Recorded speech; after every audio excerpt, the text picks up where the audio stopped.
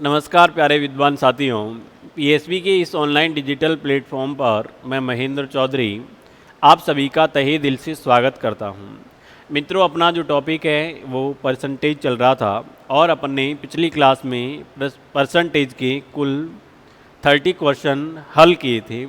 तो नेक्स्ट आगे चलते हैं अपन। देखो, अगला अपना जो प्रश्न है 31वां, ये जैसे अपन ने पिछली लास्ट क्लास में 30वां प्रश्न हल किया था, ठीक उसके जैसा ही है।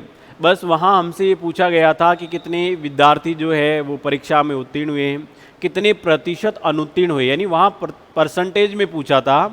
और यहाँ इसमें अपन से संख्या पूछ रहा है। देखते हैं। देखो, अपन से कह रहा है कि किसी परीक्षा में 52% विद्यार्थी हिंदी में तथा 42% विद्यार्थी अंग्रेजी में फेल हुए। बताओ ये किसका प्रतिशत दे रखा है? फेल होने वाले विद्यार्थियों का। फिर देखो आगे कह रहा है, यदि 24% विद्यार्थी दोनों विषयों में फेल हुए हों, यानी दोनों विषय में कितने फेल हुए हैं? 24%। ठीक है, आगे देखते हैं। आगे कह रहा है, यदि दोनों विषयों में 210 विद्यार्थी पास हुए हों तो कुल कितने विद्यार्थी परीक्षा में बैठे? ठीक है, अपन को ये बताना है कि कुल कितने विद्यार्थी जो हैं वो परीक्षा में बैठे। तो देखो देखते हैं। तो ऐसी अवस्था में भाई पास या फेल ज्ञात करने का हमारा एक फॉर्मूला होता है, मैंने आपको बताया था, वो था a+b-c। ए का मतलब पहला विषय, बी का मतलब दूसरा विषय, सी का मतलब कॉमन। अब ये सारे फेल होने वाले दिए हैं अपन को, तो मैंने यहाँ लिखा फेल होने वाले। कितने प्रतिशत हैं? तो ये हो गए 52, फिर ये हो गए 42, और दोनों में कॉमन बताओ कितने हैं? तो दोनों में कॉमन है 24%। ठीक है, बाकी और आगे देखेंगे अपन। इसको हल करेंगे तो 52 और 42 हो गए 94, 94। 94 में से मैं 24 घटाऊँगा तो बताओ क्या आएगा? 70%। इसका मतलब 70% विद्यार्थी परीक्षा में फेल हो गए। तो मैं आपसे पूछूं, बताओ परीक्षा में पास कितने परसेंट हुए होंगे?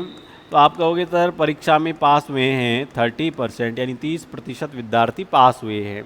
आगे देखो, आगे कह रहा है दोनों विषयों में 210 विद्यार्थी क्या हुए हैं? पास हुए हैं। तो देखो दोनों विषयों में 210 विद्यार्थी पास हुए हैं, तो पास होने वाले विद्यार्थियों की संख्या है 210। तो क्या मैं ये कह सकता हूँ कि 30% बराबर है 210? तो देखो हम 30% बराबर है भाई 210, तो 1% बराबर क्या होगा? तो 210 बटे में 30। और जब 1% बराबर ये होगा तो प्रतिशत का मामला है, तो बताओ किससे गुणा करेंगे? 100 से। तो 7 को 100 से मल्टीप्लाई करूँगा तो 700।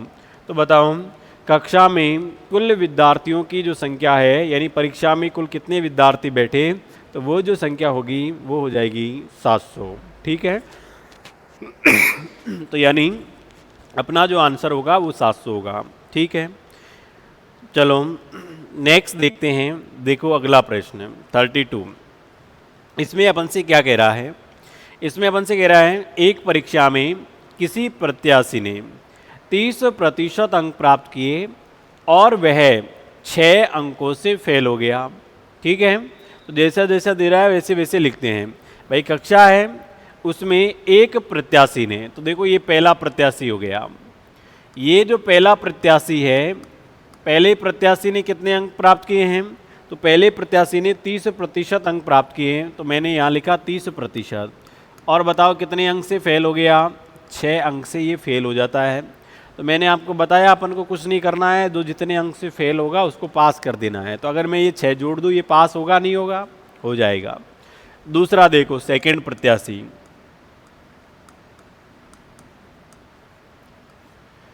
आगे कह रहा है अन्य प्रत्याशी ने 40% अंक प्राप्त किए हैं। ठीक है भाई, दूसरा है वो 40% प्राप्त कर रहा है और पास होने वाले न्यूनतम अंकों से 28 अधिक अंक लाया है। अब देखो पास होने वाले जो न्यूनतम अंक थे उससे 28 ये ज्यादा ला रहा है, तो दोस्त है 7 का, तो ज्यादा क्यों ला रहा है भाई? बराबर लाना चाहिए, क्योंकि ये दोनों दोस्त हैं, मित्र हैं, तो इनको बराबर करना है अपन को। तो अपन ने ये बराबर का चिन्ह लगा दिया। भाई ये तो 6 कम ला रहा था पास होने के लिए, वापस समझना। एक प्रत्याशी 30% अंक प्राप्त करता है और वो 6 अंक से फेल हो जाता है। इसका मतलब अगर मैं 6 जोड़ दूंगा तो बताओ पहला भी पास होगा या नहीं होगा? हो जाएगा। दूसरा प्रत्याशी 40% अंक लाता है और ये 28 अंक जो है वो उत्तीर्णांक से यानी पासिंग मार्क से 28 अंक ज़्यादा लाता है। तो अगर मैं ये 40% में से 28 घटा दूंगा, बताओ ये भी पास होगा या नहीं होगा? हो जाएगा। बस आपको कुछ नहीं करना है। अब ये परसेंटेज एक तरफ यानी 40 और 30, तो इधर आएगा माइनस का हो जाएगा। हम इसका मतलब अंतर लेना है, इसलिए माइनस प्लस की ओर ध्यान नहीं देना है, अपन को घटा देना है। 40 में से 30 घटाऊंगा 10% आएगा। अब देखो ये 6 है, भाई 6 इस तरफ जाएगा तो किसका हो जाएगा? माइनस का है तो प्लस का हो जाएगा। सॉरी प्लस का है, इधर जाएगा माइनस का हो जाएगा, और माइनस माइनस जुड़ जाएंगे। देखो ये 10 भी वैसे अगर घटाएंगे इसको प्रॉपर अपन, तो ये 10 भी माइनस का आएगा। ये 6 उधर जाएगा, ये भी माइनस का हो जाएगा। तो 28 और 6 बताओ कितने हुए हैं? तो ये हो गया माइनस का 34। अभी माइनस से माइनस कट जाएगा, इसलिए मैंने आपसे सीधा ही कहा कि अंतर आए तो इधर ये चिन्ह जा रहा है, इसको सीधा माइनस माइनस जुड़ जाएंगे। तो 28 और 6 कितने हो गए हैं? 34। ये जोड़ दिया अपन ने। 10% बराबर 34 है, तो 1% बराबर क्या होगा? 34/10। देखते हैं क्या पूछा है, कुल पूर्णांक क्या होगा। तो जब ये है 1% बराबर, कुल के लिए बताओ किससे गुणा करेंगे? 100 से। तो ये हमारा कुल पूर्णांक आएगा। और कुल पूर्णांक जो है वो क्या आएगा? तो देखो 0 से 0 कैंसिल, ये आया 340 अंक का। तो यानी कुल पूर्णांक था वो भाई कितना था? तो वो था 340। तो ये अपन को ऑप्शन में चेंज कर देना है। बताओ क्या है? 340 है। ठीक है। नेक्स्ट देखते हैं। देखिए अगला प्रश्न है, इसमें अपन से क्या कह रहा है।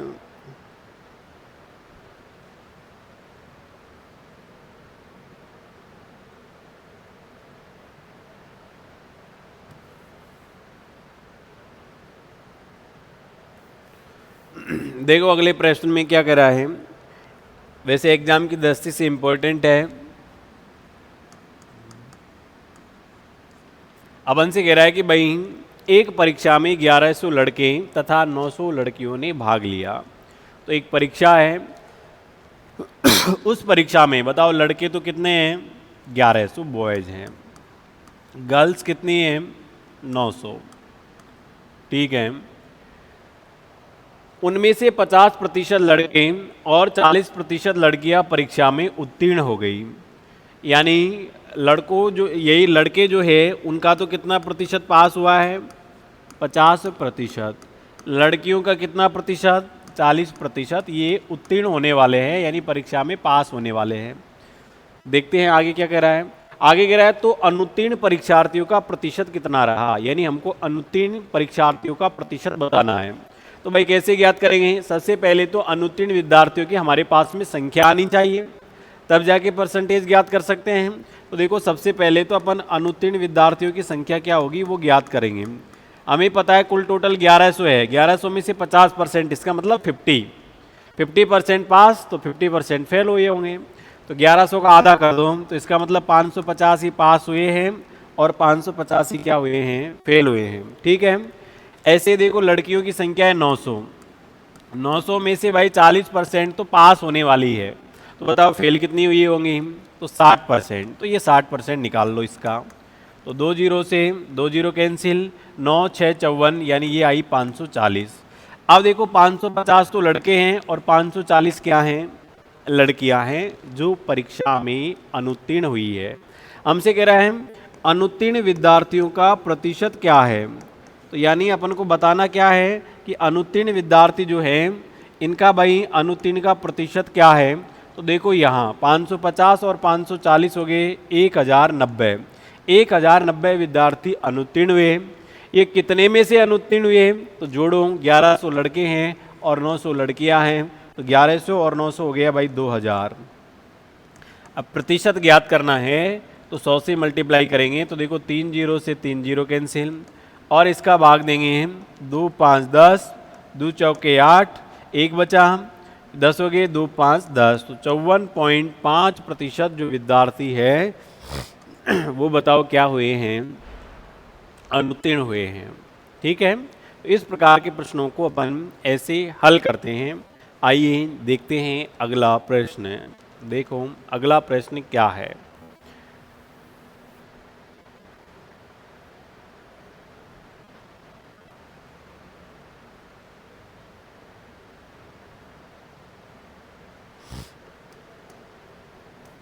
देखो भाई, अगले प्रश्न में अपन से कह रहा है किसी स्कूल के लड़कों की संख्या और लड़कियों की संख्या का अनुपात 4:1 है। तो यानी कोई स्कूल है, उसमें लड़के और लड़कियों की संख्या का अनुपात दे रखा है, वो है 4:1।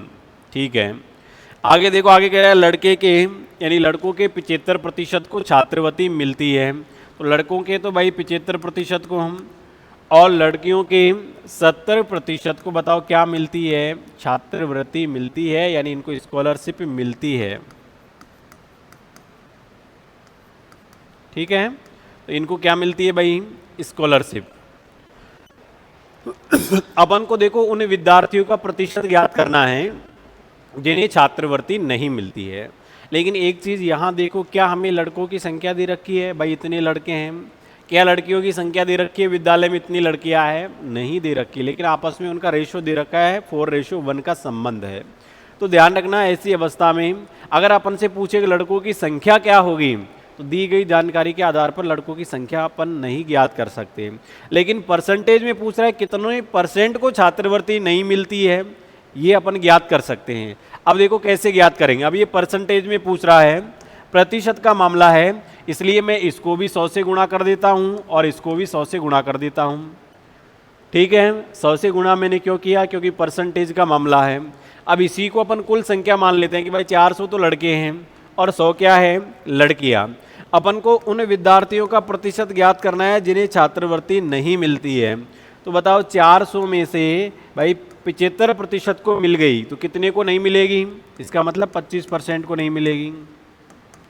ऐसे ही 100 है लड़कियां, उनमें से 70% को मिल गई, तो बताओ कितने को नहीं मिलेगी, 30%।